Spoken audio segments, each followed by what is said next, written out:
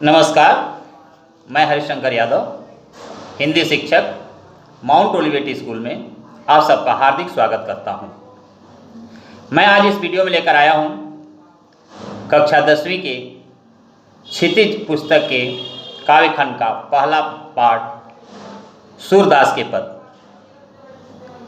इस वीडियो में मैं सूरदास के पद के अभ्यास के प्रश्नोत्तर प्रस्तुत करने जा रहा हूं। पहली वीडियो में सूरदास के पद का भावार्थ प्रस्तुत किया था, तो आइए देखते हैं सूरदास के पद के अभ्यास का प्रश्नोत्तर। पहला प्रश्न क्या है?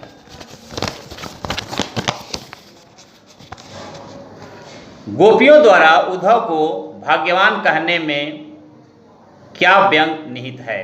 गोपियों द्वारा उद्धव को भाग्यवान कहने में क्या व्यंग निहित है? तो आइए उत्तर है, गोपियों द्वारा उद्धव को भाग्यवान कहने में यह व्यंग निहित है कि उद्धव वास्तव में भाग्यवान न होकर अति भाग्यहीन है। वे श्री कृष्ण के सानिध्य में रहते हुए भी वे श्री कृष्ण के प्रेम से सर्वदा मुक्त रहे। श्री कृष्ण के प्रति कैसे उनके हृदय में अनुराग उत्पन्न नहीं हुआ, अर्थात श्री कृष्ण के साथ कोई व्यक्ति एक क्षण भी व्यतीत कर ले तो वह कृष्णमय हो जाता है। वे प्रेम बंधन में बंधने एवं मन के प्रेम में अनुरक्त होने की सुखद अनुभूति से पूर्णतया अपरिचित हैं। ये प्रश्न नंबर 2, उद्धव के व्यवहार की तुलना किससे की गई है? उद्धव के व्यवहार की तुलना किससे की गई है?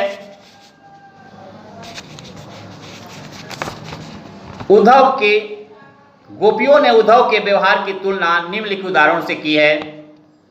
गोपियों ने उद्धव के व्यवहार की तुलना कमल के पत्ते से की है, जो नदी के जल में रहते हुए भी जल की ऊपरी सतह पर ही रहता है, अर्थात जल में रहते हुए भी जल का प्रभाव उस पर नहीं पड़ता है। उसी प्रकार श्री कृष्ण का सानिध्य पाकर भी उनका प्रभाव उद्धव पर नहीं पड़ा।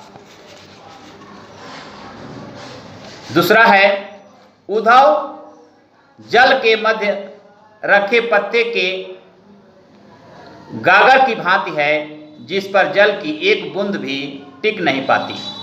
इसलिए उद्धव श्री कृष्ण के समीप रहते हुए भी उनके रूप के आकर्षण तथा प्रेम बंधन से सर्वदा मुक्त हैं। आइए प्रश्न नंबर 3,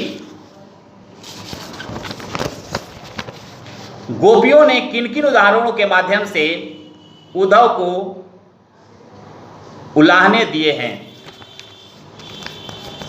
उत्तर है, गोपियों ने कमल के पत्ते, तेल की मटकी और प्रेम की नदी के उदाहरण के माध्यम से उद्धव के उलाहने दिए हैं। प्रेम रूपी नदी में पांव डुबाकर भी उद्धव प्रभाव रहित है। वे श्री कृष्ण के सानिध्य में रहते हुए भी वे श्री कृष्ण के प्रेम से सर्वदा मुक्त रहे। आइए प्रश्न नंबर 4, उद्धव द्वारा दिए गए योग संदेश ने गोपियों की विरह अग्नि में घी का काम कैसे किया? उत्तर है, गोपियां कृष्ण के आगमन की आशा में दिन गिनती जा रही थी। वे अपने तन मन की व्यथा को चुपचाप सहती हुई कृष्ण के प्रेम रस में डूबी हुई थी। वे इसी इंतजार में बैठी थी कि श्री कृष्ण उनके विरह को समझेंगे, उनके प्रेम को समझेंगे और उनके अतृप्त मन को अपने दर्शन से तृप्त करेंगे। परंतु यहाँ सब उल्टा होता है। कृष्ण को न तो उनकी पीड़ा का ज्ञान है और न ही उनके विरह के दुख का। कृष्ण ने योग का संदेश देने के लिए उद्धव को भेज दिया। विरह की अग्नि में जलती हुई गोपियों को जब उद्धव ने कृष्ण को भूल जाने और योग साधना करने का उपदेश देना प्रारंभ किया, तब उनके हृदय में जल रहित बिरहनी में घी का काम कर उसे और प्रज्वलित कर दिया। आइए प्रश्न नंबर 5। मर्यादा न रही के माध्यम से कौन सी मर्यादा न रहने की बात गोपियां मर्यादा न रही के माध्यम से कौन सी मर्यादा न रहने की बात की जा रही है? उत्तर है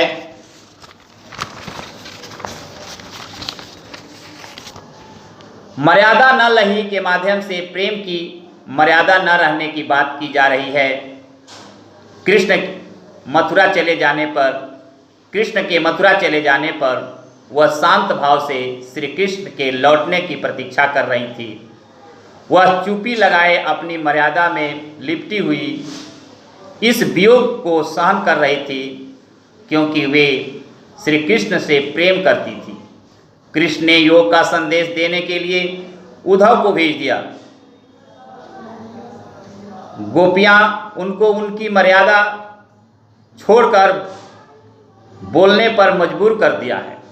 प्रेम के बदले प्रेम का प्रतिदान ही प्रेम की मर्यादा है, लेकिन कृष्ण ने गोपियों के प्रेम रस के उत्तर में योग का संदेश भेज दिया। इस प्रकार कृष्ण ने प्रेम की मर्यादा नहीं रखी। वापस लौटने का वचन देकर भी वे गोपियों से मिलने नहीं आए हैं। प्रश्न नंबर 6। प्रश्न नंबर 6 है, कृष्ण के प्रति अपने अनन्य प्रेम को गोपियों ने किस प्रकार से अभिव्यक्त किया है? कृष्ण के प्रति अपने अनन्य प्रेम को गोपियों ने किस प्रकार अभिव्यक्त किया है? प्रश्न नंबर 6 का उत्तर है, गोपियां श्री कृष्ण के प्रेम में रात दिन सोते जागते सिर्फ श्री कृष्ण का नाम ही रटती रहती है। कृष्ण के प्रति अपने अनन्य प्रेम को गोपियों ने चींटियों का हारिल की लकड़ी के उदाहरण द्वारा व्यक्त किया है। उन्होंने स्वयं की तुलना चींटियों से और श्री कृष्ण की तुलना गुड़ से की है। उनके अनुसार श्री कृष्ण उस गुड़ की भांति है जिस पर चींटियां चिपकी रहती हैं।